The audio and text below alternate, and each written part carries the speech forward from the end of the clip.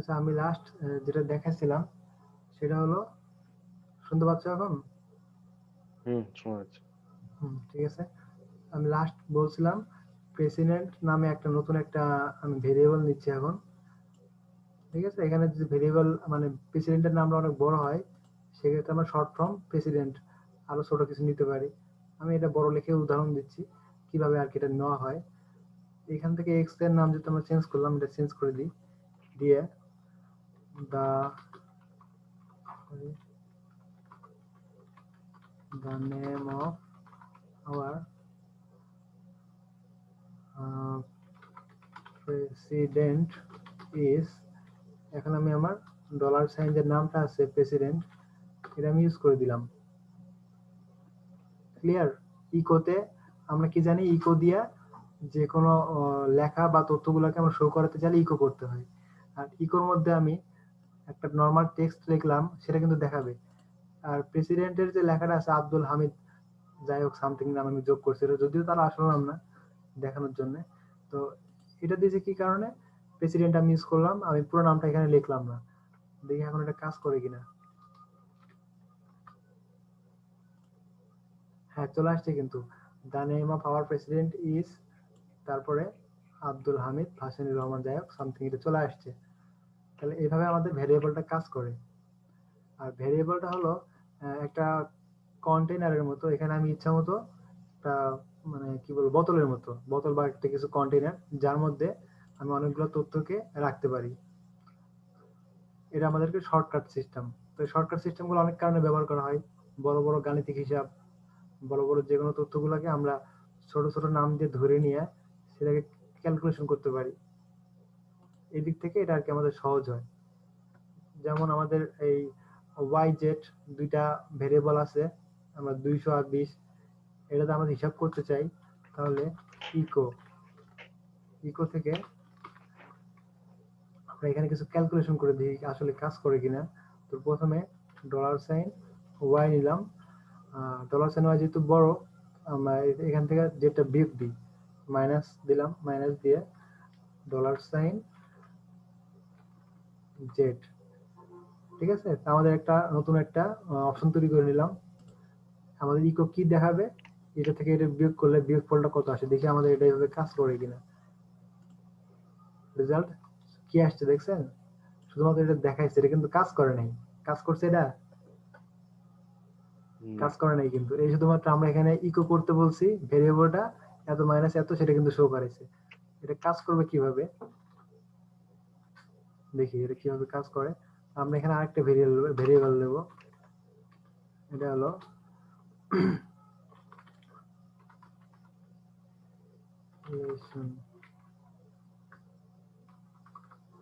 সহজভাবে লিখি,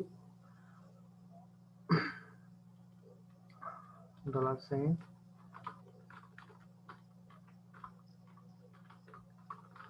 ক্যালকুলেশন লিখে একটা নিলাম। তো আমরা এখানে অ্যান্সার গুলো দিব।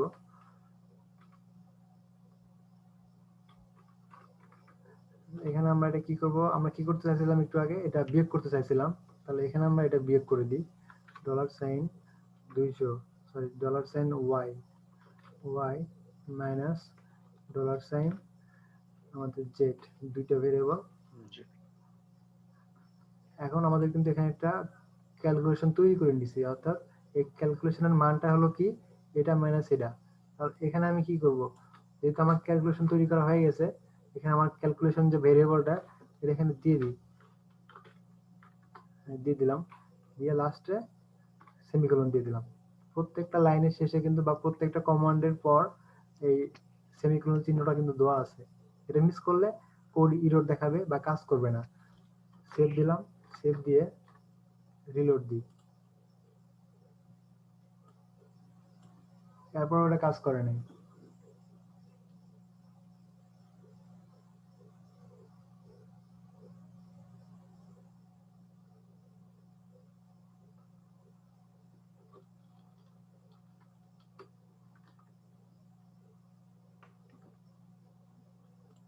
সেখানে এখানে এটা মানটা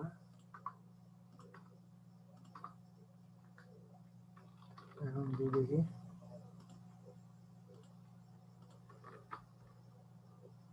যে কিছু একটা তো ভুল হয়েছে আমার, আমি আসলে নিজে পিএসপি র কোডিং অনেকদিন ধরে প্র্যাকটিস করি না, তো অনেক লম্বা সময় পরে দেখাচ্ছি, কোনো প্র্যাকটিস ছাড়া দেখাচ্ছি, এজন্য তো কিছু একটা ভুল হয়েছে।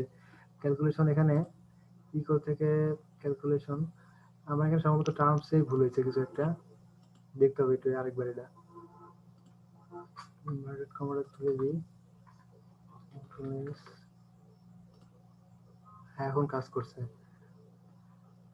কমা যেটা দাও। বলতে ভুলে গেছিলাম, আসলে কমা তো না, ইনভার্টেড ইয়া যেটা দিছিলাম, ইনভার্টেড হুম কোটেশন যেটা দিছিলাম, এটা আমাদের যে ফাইল আছে, ফাইলের কিছু টাইপ আছে, এটা আমি পরে ক্লাসে দেখাবো। ফাইল টাইপ, অর্থাৎ এই ফাইলে যে টাইপ, এটা কোন ধরনের ফাইল, আমি যে তথ্যগুলো নিচ্ছি আমার কন্টেনারের মধ্যে, ভেরিয়েবলের মধ্যে। একটা ল্যাঙ্গুয়েজ কিন্তু অনেক কিছু বোঝে, তাকে সবকিছু সহজে সে বুঝবে না, তাকে বোঝানোর জন্য আমাদেরকে তার ভাষাটা বুঝতে হবে। যেমন সে আমাদের থেকে যে 20 মানটা নিচ্ছে, এটা সে কি হিসেবে নিবে। যদি আমি এটা ইনভার্টেড কমা এর মধ্যে যদি দিয়ে দিই, ডাবল কোটেশনের মধ্যে যদি দিয়ে দিই, ডাবল কোটেশনে দিলে সে বুঝে নেবে এটা একটা নর্মাল টেক্সট, তার ক্যারেক্টার হলো সে নর্মাল একটা টেক্সট। যদি আমি এটা দুই পাশে যদি নাম্বার দিই, নাম্বার দিয়ে দুই পাশে যদি আমি এটা দিয়ে দিই, তাহলে সে বুঝে নেবে এটা একটা টেক্সটের মধ্যে, অর্থাৎ এটা একটা নর্মাল টেক্সট হিসেবে কাজ করবে। আর যখন কোনো ইন্টিজার টাইপ, ইন্টিজার মানে হচ্ছে নাম্বার টাইপ, সে যখন বুঝবে যে নাম্বার, তাকে বোঝানোর জন্য এই ফাইলের দুই পাশে থেকে ইনভার্টেড কমা তুলে দিলেই সে বুঝে নেবে এটা একটা নাম্বার টাইপ। এরকম ফাইলের অনেকগুলো টাইপ আছে, দশমিকের ক্ষেত্রে এটাকে বলা হয় ফ্লোট টাইপ। তারপরে ভাগ করা ফাইলগুলা, যেগুলা প্রত্যেকটা ফাইলের একটা করে টাইপ থাকে। তো সামনের ক্লাসে আমি দেখাবো ফাইলের টাইপগুলা, প্রোগ্রামিং ল্যাঙ্গুয়েজ বা পিএসপি কিভাবে বুঝবে যে কোনটা কোন টাইপের ল্যাঙ্গুয়েজ, সরি কোনটা কোন টাইপের শব্দ বা কোনটা কোন টাইপের ক্যারেক্টার। এটার জন্য বুঝতে হবে ফাইল টাইপ, ফাইল টাইপটা কোন ধরনের। আমাদের বেসিক একটা ক্যালকুলেশন কিন্তু কমপ্লিট করলাম। আমি এটার মাধ্যমে এখানে মাইনাসের জায়গায় যদি প্লাস চিহ্ন দিই, তাহলে আমাদের ওয়েবসাইটে ওখানে কিন্তু দিলাম, এখানে আমি যদি রিলোড দিই, এখন 220 অর্থাৎ যোগ কাজ করছে। যদি গুণ দিই, তাহলে গুণ কাজ করবে। গুণ বলতে স্টার চিহ্ন দিলেই হবে। এটা 4000 হয়ে গেছে। আবার ঠিক একইভাবে যদি ভাগ দিই, তাহলে আমাদের স্ল্যাশ চিহ্ন দিয়ে রিলোড দিলাম, এটা কিন্তু 10 হয়ে গেছে। অর্থাৎ ক্যালকুলেশনটা কাজ করতেছে। এটা আমাদের বেসিক ক্যালকুলেশন, অর্থাৎ বুঝাইলাম ল্যাঙ্গুয়েজ নর্মালি কিভাবে তৈরি করতে হয়, বেসিক কয়েকটা সিনট্যাক্স দেখাই দিলাম। তো আজকের দিনে এতটুকুই থাকুক, এর বেশি দেখাইলে একটা ঝামেলা মনে হতে পারে। তো আমাদের প্রথম কাজটা কি হবে, আজকের কাজটা, বাসার কাজটা কি হবে, আমরা প্রথমে google.com এ যে সার্চ দিব, কি সার্চ দিব, কিভাবে ডাউনলোড করতে হয়, জ্যাম্প, আমি লিঙ্ক দিয়ে দিব, গ্রুপে লিঙ্ক দিয়ে দিচ্ছি। জ্যাম্প, সব চালু হয়ে আছে মনে হয়।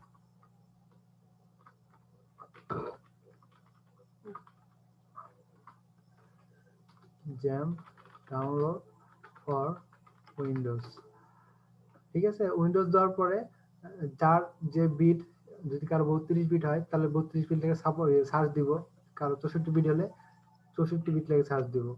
64 বিট লেগে সার্চ দিলাম। এর প্রথমে যে ওয়েবসাইটটা আসবে এটা হচ্ছে অফিসিয়াল সাইট, আমরা এখান থেকে ঢুকতে পারি। এখান থেকে অনেকগুলো ভার্সন আছে। ভার্সনটা হলো কি, আমাদের এই সার্ভারটা তৈরি করা হয় পিএসপি দিয়ে, আর পিএসপি ল্যাঙ্গুয়েজের কোন ভার্সনটা আমার লাগবে, যদি আমি লেটেস্ট যে ভার্সন সেটা ইউজ করতে চাই, লাস্টের যে অপশনটা 7.4.11, আমরা এটাতে ডাউনলোড দিব। ডাউনলোড দিলে আমাদের এই ল্যাঙ্গুয়েজের ভার্সনে একটা জ্যাম্প সার্ভার ডাউনলোড হয়ে যাবে। যখন এটা ডাউনলোড হয়ে যাবে, ডাউনলোড করার পরে নর্মাল যে একটা সফটওয়্যার আমরা ইনস্টল দিই, আমরা সেইভাবেই এই জ্যামটাও ইনস্টল দিব। যদিও ভিডিও দেওয়া থাকবে, ক্লাসের ভিডিও, সবাই দেখে দেখে প্র্যাকটিস করবেন। একদম সিম্পল, কি কি আমি টিক মার্ক দিয়ে রাখছি, কি কি ইগনোর করছি, সব ঠিক সেইভাবে এটা ইনস্টল দিয়ে নেবেন। ইনস্টল দেওয়ার পরে আমাদেরকে কি করতে হবে, অ্যাপটা যখন ওপেন হবে, ওপেন হওয়ার পরে অ্যাপাসি আর মাই এসকিউএল এই দুটাকে স্টার্ট করতে হবে। নর্মাল অবস্থায় কিন্তু এরকম স্টার্ট লেখা উঠে থাকবে, যখন আমি এটা স্টার্ট করব তখন লেখা উঠবে স্টপ। আমি এখানে ক্লিক করলে এটা স্টপ হয়ে যাবে। এইভাবে আমরা দুইটা ফাইল স্টার্ট করে নিব। স্টার্ট করে নিয়ে তারপরে এই যে ফাইলটা আমরা ইনস্টল দিছি, যেখানে ইনস্টল দিছি, আমার এটা ইনস্টল দেওয়া আছে হচ্ছে এই ফোল্ডারে। আমি শুরু থেকে দেখাই, একদম শুরু থেকে বের করি। দিস পিসি আমি এটা ইনস্টল দিয়েছিলাম অ্যাপ্লিকেশন ফোল্ডারে, এখান থেকে এই ফোল্ডারের ভিতরে প্রজেক্ট নামে একটা ফোল্ডার তৈরি করে এই প্রজেক্ট নামে ফোল্ডারের ভিতরে আমি এটা ইনস্টল দিলাম। ইনস্টল দেওয়ার পরে আমাকে ডিফল্ট সার্ভারের জন্য যেসব দরকার সবগুলো ফাইল সে তৈরি করে দিছে। এখন এখানে htdoc নামে একটা ফোল্ডার আছে। htdoc ফোল্ডারের মধ্যে আমি কাজ করব। htdoc ফোল্ডারে আমার যে কটা ফোল্ডার তৈরি করব প্রত্যেকটা ফোল্ডার হলো আমার জন্য একটা একটা করে প্রজেক্ট। ক্লিয়ার? আমাদের এই প্রত্যেকটা প্রজেক্ট প্রত্যেকটা একটা করে ওয়েবসাইট হবে। আমি এখানে যদি 100টা প্রজেক্ট করি, 100টা ওয়েবসাইট বানাই, তাহলে আমাকে 100টা ফোল্ডার নিতে হবে। প্রত্যেকটা ফোল্ডার হলো আমার ওয়েবসাইট। আর এই ফোল্ডারের মধ্যে আমি যা তৈরি করব সেটা আমাকে ওই ওয়েবসাইট আকারে শো করবে। তো এটা ক্লাস 1 নামে আমি একটা ফোল্ডার তৈরি করছিলাম, করে এর ভিতরে আমি index.php নামে একটা ফাইল তৈরি করছি। ঠিক একইভাবে ব্রাউজারে গেছি, ব্রাউজার থেকে কি করতে হবে আমি নতুন করে দেখাই। আগে চেক করবো আমার লোকাল হোস্ট তো এখনো ক্লিয়ার না হয়তো। লোকাল হোস্টটা হলো আমার যে সার্ভারটা, এটার একটা ডিরেক্টরি, এটাকে বলা হচ্ছে লোকাল হোস্ট। লোকাল হোস্ট লেখা আমি যখন এটা ইন্টার দিব তখন সে আমার ড্যাশবোর্ডে নিয়ে যাবে। অর্থাৎ আমাদের এই ফোল্ডারে খেয়াল করি অনেকগুলো ফোল্ডার আছে এখানে, ঠিক আছে? ডিফল্ট যদি আমি লোকাল হোস্ট লিখে স্ল্যাশ দিয়ে ক্লিক ইন্টার দিই আমাকে ড্যাশবোর্ডে নিয়ে যাচ্ছে। ড্যাশবোর্ডে তার কিছু কন্টেন্ট রাখা আছে ডিফল্ট, সেটা আমাকে দেখাই দিচ্ছে। আমার এটা প্রয়োজন নাই, তাহলে ড্যাশবোর্ড না লিখে আমি ড্যাশবোর্ডের জায়গায় আমার যে ফোল্ডারটা আমার প্রজেক্ট আছে সেই ফোল্ডারের নামটা এখানে দিয়ে দেবো। তো ডিফল্ট অপশনে কেটে দিয়ে আমি ক্লাস 1 লিখে দিয়ে এখন আমি যদি ইন্টার দিই তাহলে আমাকে ক্লাস 1 এর যে ওয়েবসাইটটা বা প্রজেক্টটা এটা আমাকে এখানে শো করতেছে। এখন যেহেতু আমার এটা শো করতেছে, আমার কিন্তু এটা সার্ভার বেসড আমার সবকিছু শো করতেছে।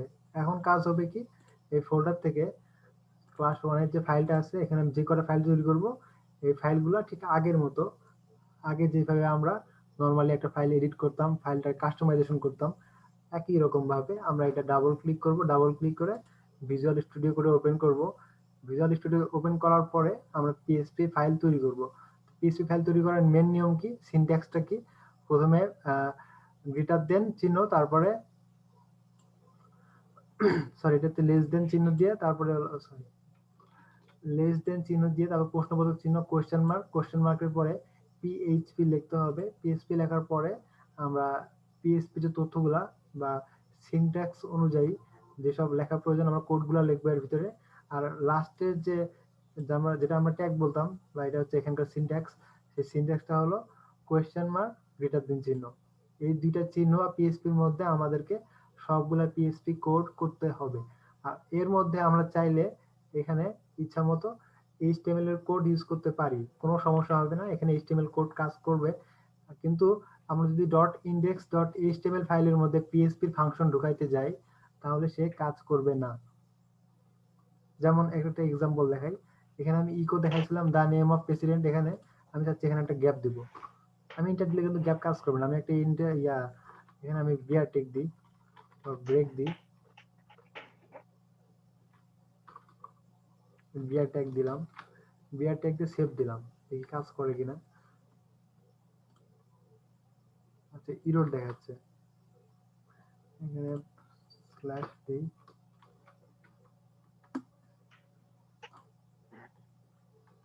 এখন দেখছেন কি একটা মজার জিনিস, এখানে parse error, syntax error, unexpected, expecting end of the line, এই লাইনে কোডটা আমার ইরর দেখাচ্ছে। 10 নম্বর লাইনে আমাকে কোডটা ইরর দেখাচ্ছে। আমাদের কেবল ইরর দেখা শুরু হইলো, যতদিন আমরা পিএইচপি করব বা যে কোনো ল্যাঙ্গুয়েজ করব সামান্য একটু ভুল করলে এরকম ইরর দেখাই দিবে। পুরো ওয়েবসাইটটা বড় একটা প্রজেক্ট করে লম্বা লম্বা প্রজেক্ট করে লাস্টে সামান্য একটা কোড ভুল হবে, খুঁজে বের করতে অবস্থা খারাপ হবে। যদি এখানে লিখে দিবে 10 নম্বর ফাইলে সমস্যা, তারপর অনেক সময় দেখা যায় যে ঝামেলাটা একটু বেশি জটিল হয়ে যায়। এটা খুব একটা বিরক্তির একটা বিষয়, মাথা ঠান্ডা করে কাজ করতে হবে। তাহলে 10 নম্বর লাইনে ইরর, 10 নম্বর লাইনে আমি গিয়ার ট্যাগটা দিচ্ছি, এটা ইরর দেখাচ্ছে। তাহলে আমি ব্রেক ইউজ করি,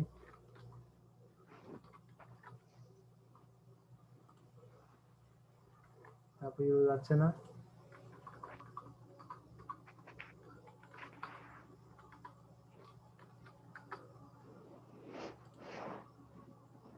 এখন দেখাচ্ছে 11 নম্বর লাইনে ইরর। ব্রেকের পরে যদি আমি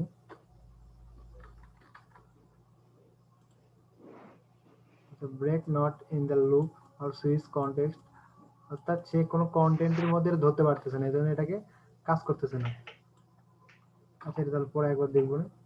এখানে তাহলে HTML শুরু করতে হবে, শেষ করতে হবে, তার মধ্যে বিয়ার দিতে হবে, অথবা অন্য কোনো পদ্ধতিতে এখানে HTML ইউজ করতে হবে, তাহলে HTML-টা এখানে কাজ করবে। যাই হোক, আমাদের HTML-টা মূলত উদ্দেশ্য না, আজকের উদ্দেশ্য ছিল আমাদের এখানে কিভাবে একটা PHP ছোটখাটো একটা প্রজেক্ট তৈরি করতে হয়, আর বেসিক একটা PHP কিভাবে ইনস্টল দিতে হয় কম্পিউটারে। এটা হলো আমাদের অফলাইন সার্ভার। ঠিক আছে, পরবর্তী ক্লাসে আমি পরবর্তীতে এই ডেটা টাইপ দেখাই দেবো। ডেটা টাইপ মানে হলো আমাদের যে কন্টেন্ট গুলো আছে, কন্টেন্ট গুলার ডেটা যেগুলো আছে, এই ডেটাটা কোনটা কোন টাইপ, এই নাম্বারের ক্ষেত্রে টাইপের নাম কি হবে, যদি দশমিক থাকে তাহলে কি নাম হবে, যদি আমরা লেখা হিসেবে নিই তখন কি নাম হবে, এরকম অনেকগুলো টাইপ থাকে, 6-7 রকমের টাইপ আছে ফাইল টাইপ। আমরা এইসব বিষয়গুলো দেখবো। তারপরে অ্যারে দেখবো, কিভাবে আমাদের অনেকগুলো তথ্য একটা আমাদের যে ভেরিয়েবলটা আছে, একটা ভেরিয়েবলের মধ্যে অনেকগুলো তথ্য কিভাবে রাখবো অ্যারের মাধ্যমে, এরকম আরো কিছু বিষয় আছে। আমরা পরবর্তী ক্লাসে এইসব বেসিক দেখবো। প্রতিদিন 2টা বা 3টা করে ছোট ছোট টপিকস দেখে দেখে আমরা একটা টার্গেট থাকবে, এই টার্গেটের মধ্যে আমরা বেসিক সবগুলো ক্লিয়ার করব। আর বেসিক যখন ক্লিয়ার হবে, তারপরে আমরা অবজেক্ট ওরিয়েন্টেড পিএইচপি তে যাব। আর অবজেক্ট ওরিয়েন্টেড পিএইচপি তে যাওয়ার পরে আমরা এইচটিএমএল এ কাজ করব। এর মধ্যে আমাদের এইচটিএমএল এর কাজ তেমন একটা নাই, আমরা আগে পিএইচপি বেসিকটা ক্লিয়ার করি। তারপরে মাঝখানে মাঝখানে এইচটিএমএল যদি প্রয়োজন পড়ে দেখানোর জন্য, সেটা আমি দেখাই দিব। আর যে যেটা বুঝবেন না, ক্লাসের লাইভ ক্লাস অবস্থায় জিজ্ঞেস করবেন, এটা বুঝি নাই, পারতেছি না, চেষ্টা করব যে সলিউশন দেওয়ার। আর যদি না পারি, তাহলে আপনার গুগল সার্চ করবেন বা আলাদা একটা মানে চেষ্টা করবেন আর কি, বাসায় সময়টা নষ্ট করবেন না। তাহলে আজকের ক্লাস এই পর্যন্তই, ঠিক আছে? কারো কোনো সমস্যা আছে এইটুকু বুঝতে? নো। না। সমস্যা না থাকে তো ভালো, আলহামদুলিল্লাহ। প্রথম অবস্থায় আমাদের খুব কষ্ট হয়েছে পিএইচপিটা বুঝতে, ওই জ্যাম্প ইনস্টল দিতেই আমার 3-4 দিন চলে গেছে।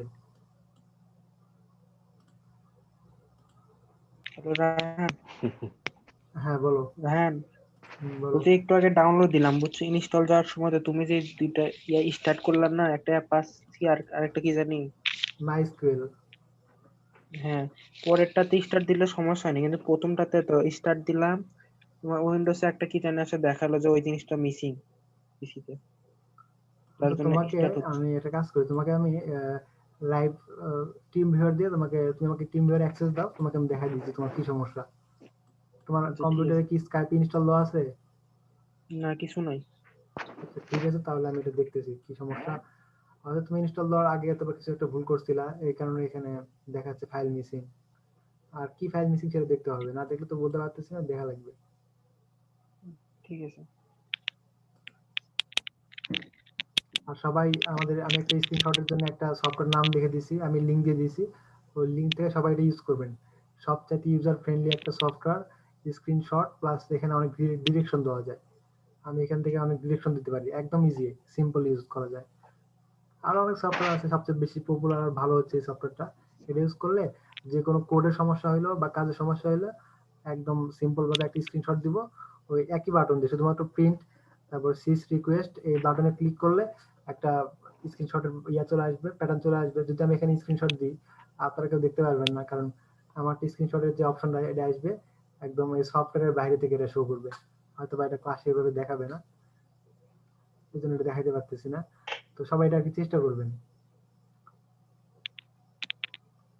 ঠিক আছে, আর কারো কোনো প্রশ্ন আছে, আর কারো সমস্যা হচ্ছে কোনো?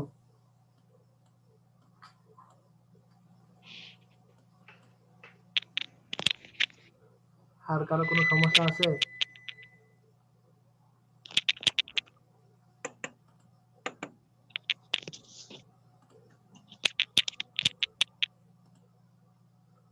না, ঠিক আছে, তাহলে আমি আজকে ক্লাসটা এই পর্যন্ত শেষ করে দিই।